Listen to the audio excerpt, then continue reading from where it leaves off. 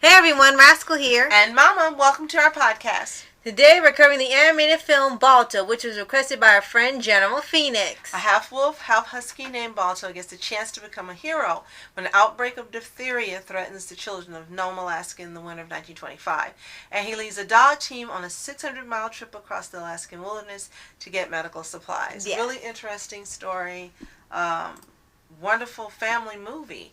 Mm-hmm. And for the time it came out, I'm not sure if it did so well at the box office because they did not release another animated movie from Universal for like 11 years. I think it made a lot. It made like, 11 million? Back in 1995, yes. Yeah.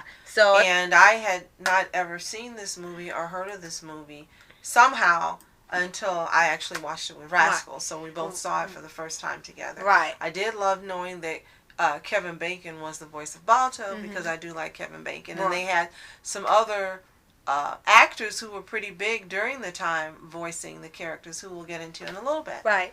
And we found this movie on demand. I had seen most of it sometime growing up, but never the entire film. More of like maybe the halfway point all the way to the end or something. So this was great to rewatch this fully and have Mama watch it with me, just like I did for lots of other shows and movies that I had seen without her. Mm-hmm. And the animation was actually really, really well done. Mm-hmm. You can tell, of course, it was hand-drawn. And this has become a very, I guess you could say, a cult classic movie. Because, years later, people are still, talking about it and using clips for mashups or doing trailers and stuff. And then even later, Disney did a movie on their Disney Plus service where they did one of Togo, who, according to history, was actually the dog that really got the medicine. Mm-hmm. So, and then they gave the credit to Balto. So you can watch that movie if you want to have, I guess, a more historically accurate film.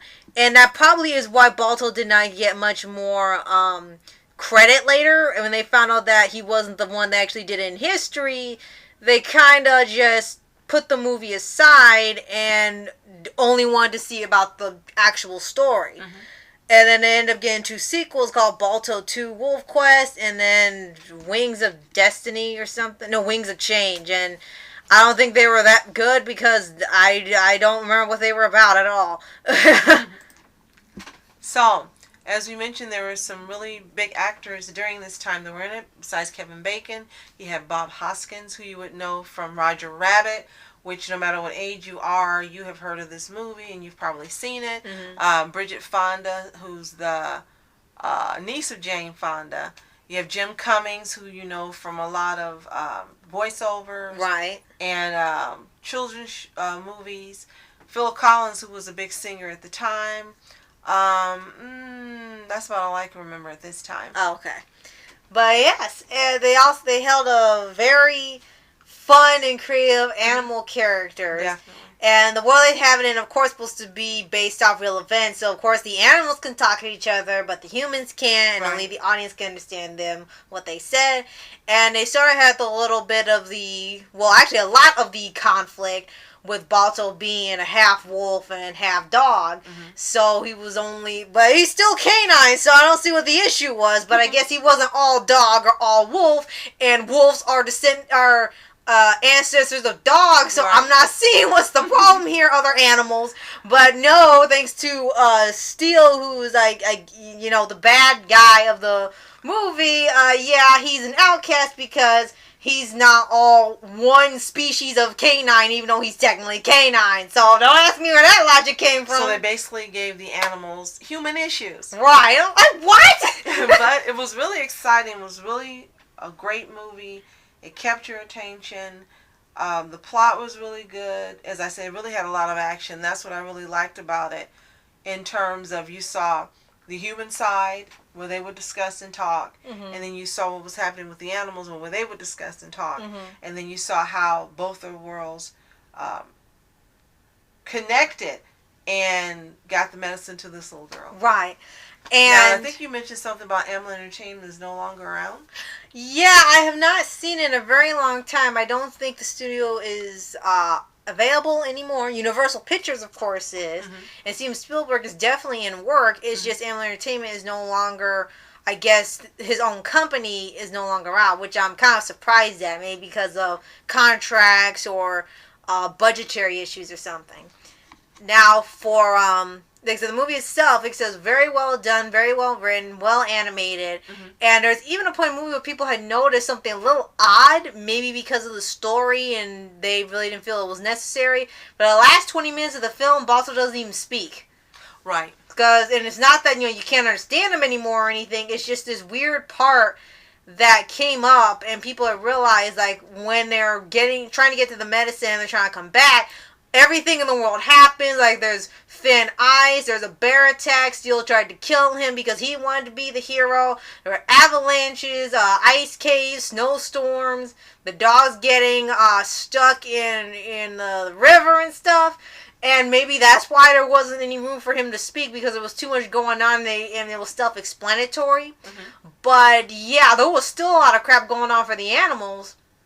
And I was kind of laughing at the fact that most of the Huskies, they were looking for very strong dogs, you know, to pull the sleigh, but they got mostly chubby dogs. So maybe body heat. I mean, the Steele was obviously the biggest muscle-bound dog, and then Balto, I guess, was streamlined, but all the other dogs were kind of chubby.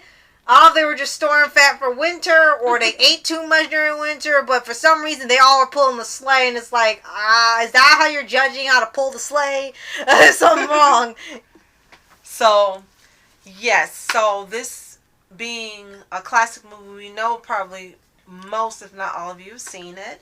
So, let us know what you think in the comments below.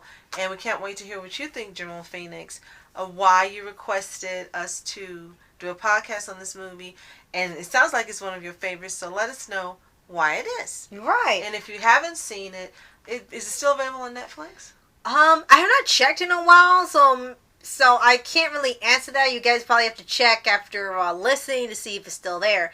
If it is, definitely give it a watch. If not, you might want to try to rent it or purchase it from Amazon. Amblin Entertainment also responsible or connected with some other movies like the BFG. So it hasn't disappeared or gone out of business. It looks like it's kind of merged, or it does more work connecting with other studios. Right, with bigger studios. Right. So, yeah, that definitely makes sense, because Steven Spielberg is definitely still in work. So, and do not forget to like, subscribe, and click the notification bell to get updates on more Paws podcasts. And if you've got some movies that you would like us to do podcasts on, let us know in the comments below as well. Amblin Entertainment also is connected with one of your other favorites, cats. Right. Oh my gosh. Now, No, the new it's cats. not cats. It's Cats That Don't Dance. Duh. Like, wait a minute, they did that too. So, thank you so much for watching. I'm Alaskan Entertainment. And I'm Mom Entertainment. Have a fantastic day. Peace. And the board is sitting, flashing lights. Trying to walk around, man, who the hell are you? What you wanna do? Well, man, it's on you. Man, it's on you. With her in my dreams, she was my queen. A castle in the mountaintops, rivers and streams. Plucking sunlight from the sky in my pocket. Give it to you later on in the form of a locket. People in the back, for the people in the front. For the people on the side, for the people on the front. For the people in the middle or the alley, want to bump and everybody.